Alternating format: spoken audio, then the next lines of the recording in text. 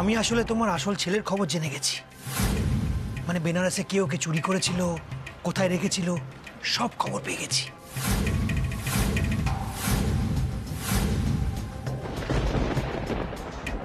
এমনকি এটাও জানি সে এখন কোথায় আছে। আমার আমার সন্তান কোথায় আছে আপনি বলে দিন। আমি আপনার কাছে আর কিচ্ছু জানতে চাইবো না মেজর।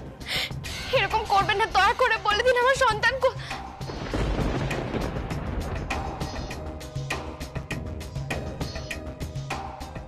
অবশ্য আমি বা এত কেন ভাবছি? আপনি যে সত্যি কথাই বলছেন এটারও তো কোনো প্রমাণ পাইনি আমি। ও তাই তো, তুমি তো আবার প্রমাণ ছাড়া কথা বিশ্বাস করো না। সেটাই কি স্বাভাবিক নয় মেজ দাদা? হতেই তো পারে আপনি নিজে বাঁচার জন্য আমাকে মিথ্যে কথা বলছেন। শ্যামা, তুমি তো জানো ভালো করে অশোক চৌধুরীও তো কাঁচা কাজ করে না। তুমি সব আন্দাজ করছো জেনেও এই বাড়িতে আমি এত কনফিডেন্টলি ঘুরে বেড়াচ্ছি কিসের জন্য? আমি কি জানি না ভেবেছ? আমার মেয়ের কাছেও আমাকে ঘৃণ্য প্রমাণ করে আমাকে জেলে পাঠানোর প্ল্যান করছো তুমি? আমি জানি না সেটা। সেগুলোর কোনোটাই কিন্তু অকারণে নয় মেজ দাদা। এসব কারণ অকারণ জেনে আমি করবোটা কি বলতো? আমি শুধু জানি শ্যামার প্রাণ ভোমরাটাকে হাতের মুঠোয় যদি এনে রাখতে পারি, শ্যামা এসব আর কিছুই করতে পারবে না, তাই না?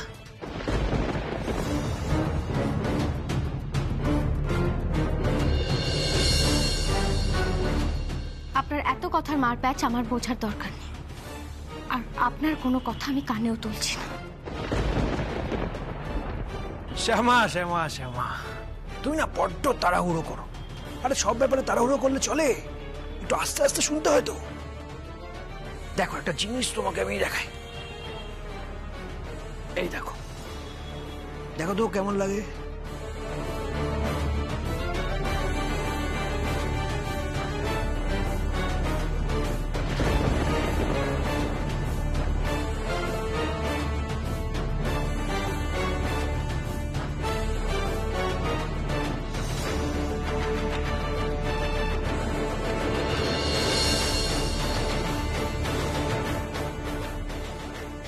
কি ভাবছো? সুপার ইম্পোজ করা ছবি সেটাই ভাবছো তাই না? দাঁড়াও, তাহলে তোমাকে আর একটা জিনিস দেখাই। এই দেখো, ভিডিওটা দেখো তো কেমন লাগে। कलकत्ता से ट्रक आया था और उसी में सामा बिटिया मुझे मिली। तब उसका हालत बहुत नाजुक था और उसका पेट में बच्चा भी था। ওকে হাসপাতালে নিয়ে গেলাম তো দুটো জুড়োয়া বাচ্চা भी হলো, एक लड़का और एक लड़की। ছেলেটাকে তো আমি বেচে দিলাম, मगर वो किसना बिटिया वो अपनी नन्हे नन्हे हाथों से मेरी उंगलियों को पकड़ ली और मैं उसे बेच ना पाई, किंतु ছেলেটাকে বেচে দিলাম। लेकिन आपने उसे कहाँ बेचा?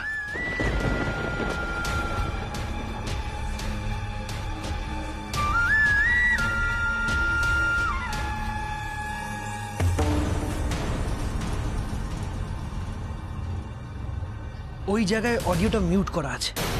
হ্যাঁ মানে তুমি যদি ওই জায়গাটা শুনে ফেলো তাহলে বুঝে যাবে তোমার ছেলে কোথায় আছে। সেটা তো আমি হতে দিতে পারি না।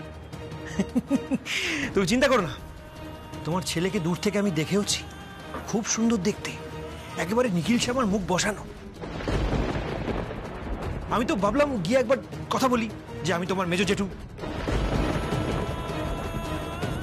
কিন্তু তারপরে আবার এটাও ভাবলাম যে না, এত সহজে এটা করা যাবে না।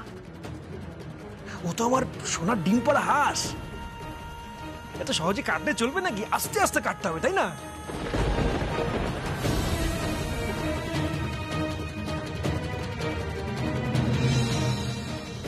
বাই দ্য ওয়ে, তোমায় আর একটা কথা জানিয়ে রাখি, এই সুস্বাদু মশলা কোম্পানি খুব তাড়াতাড়ি বিক্রি হতে চলেছে।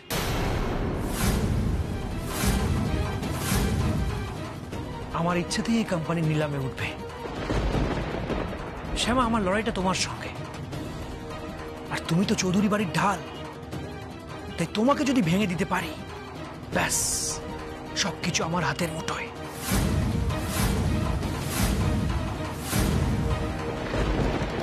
চৌধুরী পরিবার চিরকালের মতন শেষ হয়ে যাবে।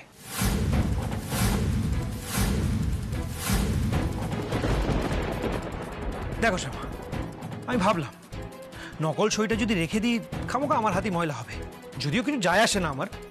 আর যখন তুমি আছোই আসল সই করার জন্য, তখন তোমাকে দিয়ে আসল সইটাই করিয়ে নেবো, ঝামেলা মিটে যাবে, তাই না? তাই বলছি যাও, গিয়ে বর্দা ভাইকে বলো তুমি নিজেই সই করতে চাও। মেজ দাদা, আপনি এটা করতে পারেন না। মেজ দাদা, মা এটা সহ্য করতে পারবে না। তাতে আমার কি? মেজ দাদা, উনি আপনারও মা। মা? ও আচ্ছা শ্যামা, আমি যখন 18টা বছর জেলের ঘানি টানছিলাম, তখন আমার কথা কেউ ভেবেছিল যে আজ আমি কারোর কথা ভাবতে যাব? মেজ দাদা, আপনি এই কাজটা করলে আমরা সবাই পথে বসবো, এটা বোঝার চেষ্টা করুন। তো বসলে বসবে, আমার নিজের কথা ভাবা আছে। শ্যামা, তুমি বর্দা ভাইকে গিয়ে বলো যে তুমি সইটা করতে চাও। এই বাড়ি কারখানা সব মর্গেজ দিলেও তোমার কোনো আপত্তি নেই, অর্ডারটা নিতে বলো, যাও। তার মানে এই অর্ডারটা যদি আমরা নিই, আমাদের কোম্পানি সত্যি ডুবে যাবে? অবশ্যই, সে তো যাবেই। এটা জানার পরেও আমি সেই কাগজে কেন সই করব? শ্যামা, তুমি জানতে চাও না তোমার ছেলে কোথায় আছে? হ্যাঁ হ্যাঁ হ্যাঁ মিস দাদা, আমি চাই কিন্তু। তাহলে আমি যা বলছি তাই করো।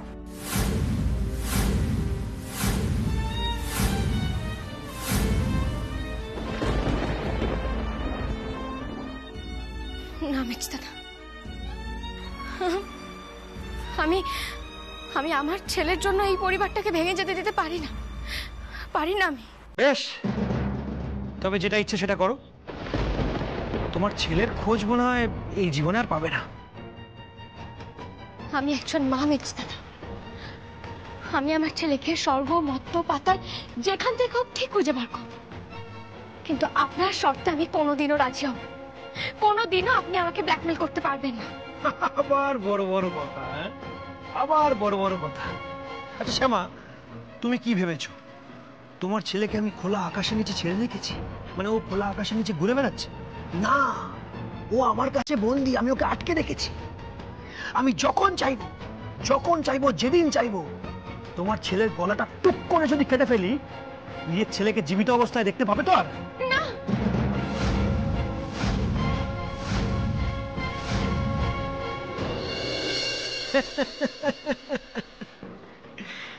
শুনেই তো আটকে উঠলে। যদি সত্যি সত্যি আমি এটা করি, তাহলে ভাবো তো কি হবে। তাই শ্যামা, তোমাকে একটা কথা বলি, চুপচাপ যাবে, বর্দা ভাইয়ের ঘরে গিয়ে সইটা করে দেবে, আর যেন বলতে না হয়, কেমন?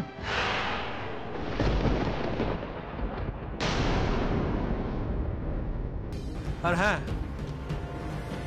শ্যামা চৌধুরী, তোমার ধ্বংসের সবে সূচনা, খেলা এখনো অনেক বাকি।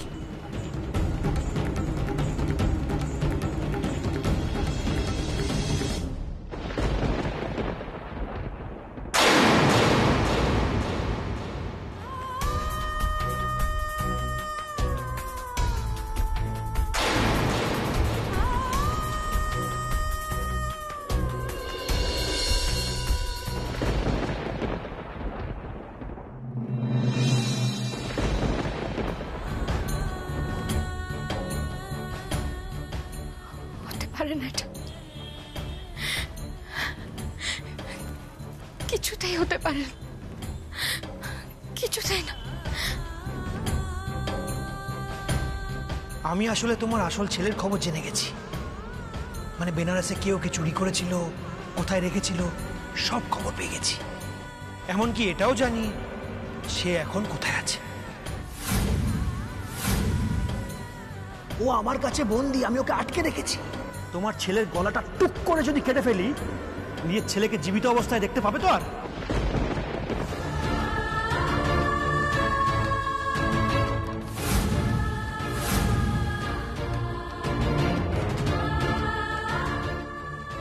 कलकत्ता से ट्रक आया था और उसी में सामा बिटिया मुझे मिली।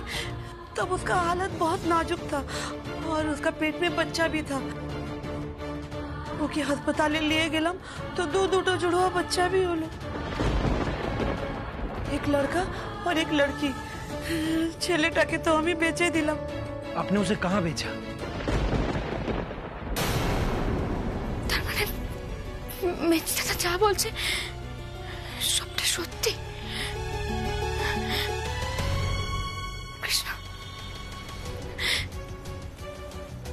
কৃষ্ণ আর কেউ না জানো, তুমি তো জানো আমি কোনোদিনও কোনো অন্যায় করিনি, কোনোদিনও আমি কারোর ক্ষতি করিনি। তাহলে কেন ঠাকুর, কেন তুমি আমার কাছ থেকে আমার সন্তানকে দূরে রাখলে বলো? আর আজ যখন আমি জানতে পারছি সত্যি আমার সন্তান কোথাও আছে, আমি তার কাছে যেতে পারছি, কেন কৃষ্ণ কেন? আমি তো সারা জীবন শুধু আমি আমার পরিবারের সঙ্গে আনন্দে ভালোভাবে কাটাতে চেয়েছি, তাহলে কেন কেন তুমি আমার পরীক্ষা নাও? কেন? আমি আর পারছি না কৃষ্ণ, আমি সত্যি এবার ক্লান্ত হয়ে পড়েছি, আর পারছি না পরীক্ষা দিতে, আর পারছি না।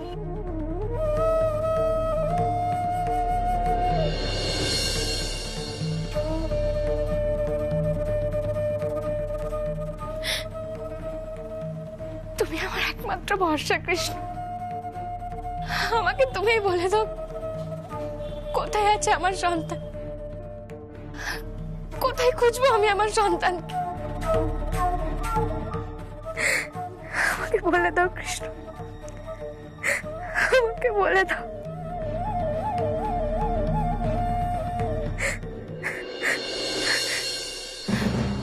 মা,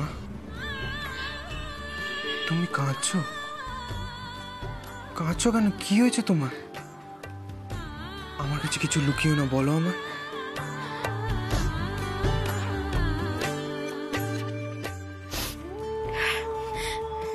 না বাবা, কিচ্ছু হয়নি।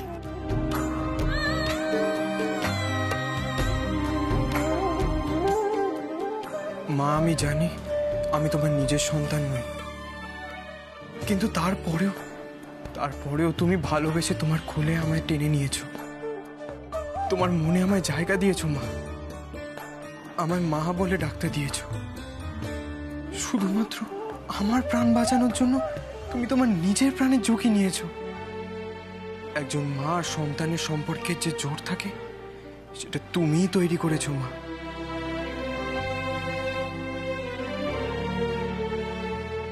শিবা, শিবা তুই আমার ছেলে, আমার ছেলে তুই।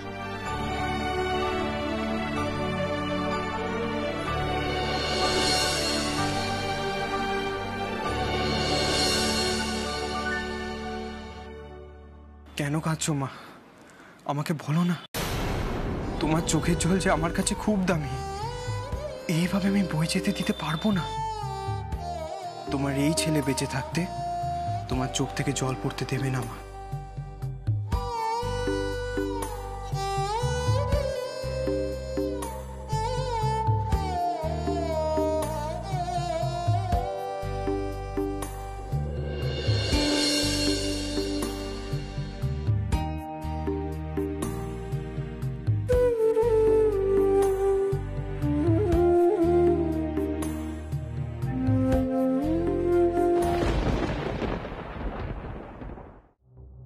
মা, তুমি আবার কাঁদছো? কি হয়েছে তোমার? আমায় বলো না। তোমায় কি কেউ কিছু বলেছে? কি হলো মা? বলো। শিবা বাবা, তোকে যে কথাটা বলবো সেটা মন দিয়ে শোন। হ্যাঁ বলো। শিবা, মেজ দাদা আমাকে এমন একটা কথা বললো যে। ওই লোকটা কি বলেছে তোমায়? তুমি কি সেই জন্য কাঁদছো? এই লোকটাকে আমি ছাড়বো না। শিবা না, শিবা, মেজ দাদা একমাত্র জানেন যে আমার সন্তান কোথায় আছে, আর উনি এটাও বলেছেন আমি যদি ওনার ক্ষতি করার চেষ্টা করি বা কোনোভাবে ওনার বিরুদ্ধে প্রমাণ জোগাড় করে ওনাকে পুলিশের হাতে তুলে দিই, তাহলে উনি তাহলে উনি তো বলবেই না যে আমার সন্তান কোথায় আছে, উল্টে উল্টে ওর ক্ষতি করে দেবে। মা, লোকটা তোমাকেও এসব বলেছে? মানে মানে আমাকে যখন লোকটা আশ্রমে আটকে রেখেছিল তখন আমাকেও এইসব বলেছে যে উনি শুধু জানে যে তোমার আসল ছেলে কোথায়।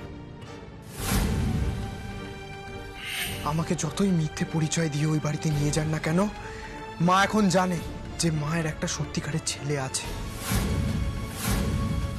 বেনারসের চাচি মাকে ফোন করে সব কথা বলেছে। মা এখন জানে যে বোন ছাড়া মায়ের একজন ছেলে আছে, আর এখন শুধু মা নয়, বাবা, বাড়ির সবাই জানে।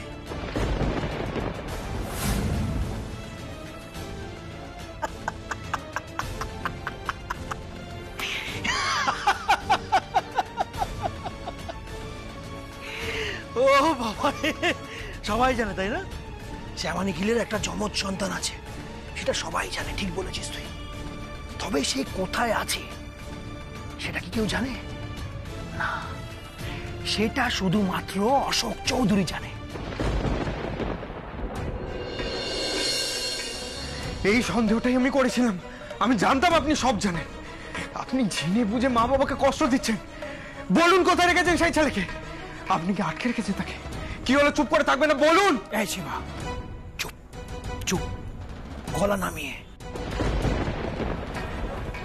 জন্ম থেকে সে ছেলে কোথায় থেকেছে, কি কি করেছে, সবটা আমিই জানি। তাহলে আমাকে মিথ্যে পরিচয় দিয়ে ওই বাড়িতে কেন নিয়ে গেলেন? আসল ছেলেকেই তো নিয়ে যেতে পারতেন। আরে বাবা, অশোক চৌধুরী এই পাকা মাথার চাল তুই বুঝবি না। এই লোকটাকে বিশ্বাস করো না মা। এই লোকটা একটা জঘন্য লোক। ব্যবসার কাগজে তোমাকে দিয়ে সই করিয়ে নিজের কাজ হাসিল করতে চাইছে মা।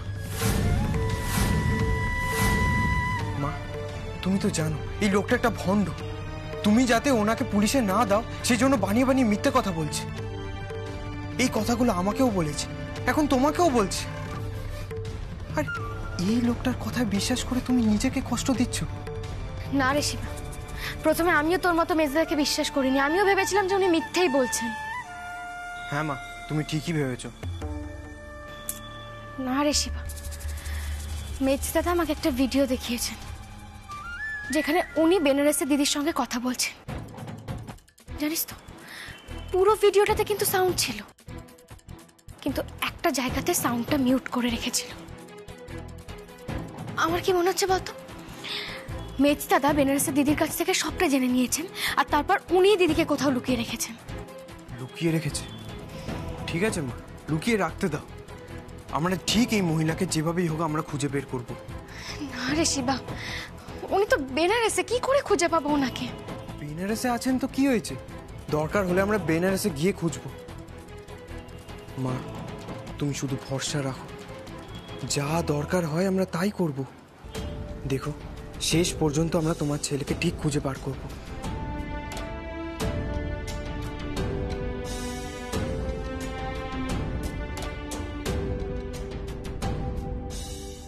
বেনারসে তো আমাদের যেতেই হবে শিবা। জন্মাষ্টমীর পরেই তো কৃষ্ণের কম্পিটিশন না? হ্যাঁ মা, ঠিকই বলেছ।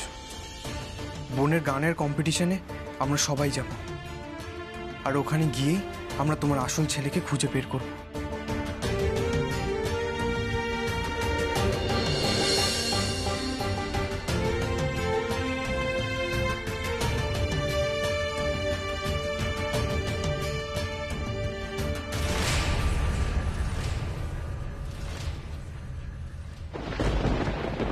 মা, তুমি তো কৃষ্ণকে ভক্তি করো, ভালোবাসো, ভরসা করো।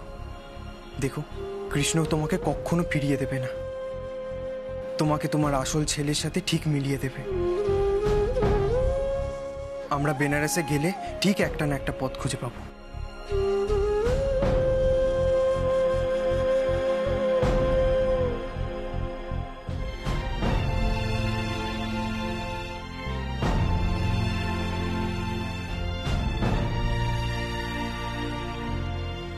আমি তোমায় কথা দিচ্ছি মা, আমি তোমার ছেলেকে ঠিক খুঁজে দেবই।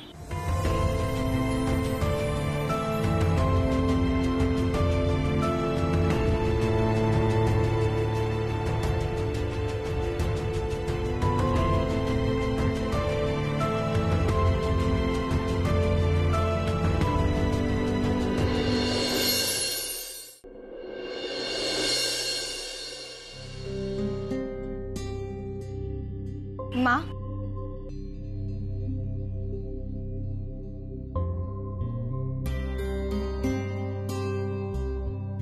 তোমরা বেনারস নিয়ে কথা বলছিলে? আমরা বেনারসের জন্য কবে বেরোবো?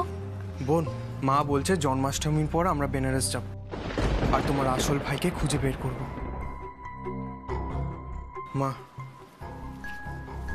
আর চিন্তা করো না, সামনে রাখির অনুষ্ঠান, তুমি সেটা নিয়ে ভাবনা চিন্তা করো। ওমা, জন্মাষ্টমীর পুজো হবে না? হ্যাঁ, সেটা তো করতেই হবে রে। মা, তুমি তোমার মতো করে সবকিছু গোছাও। তোমার ছেলেকে খোঁজার জন্য যা যা করা দরকার আমি করব। আমরা এবারে 8 ঘাট বেঁধে নামবো। দেখো মা, আমরা ঠিক সফল হব। আরে বেচারা, কোথায় কোথায় হন্যে হয়ে খুঁজবে, কিন্তু জানতেও পারবে না ও নিজেকেই নিজে খুঁজছে। ডিএনএ রিপোর্ট তো আমি দেখেছি, তাই একমাত্র আমিই জানি যে তুই শ্যামা নিখিলের আসল ছেলে। কিন্তু আমি তো সেটা বলবো না। খুঁজতে থাকো তোমরা।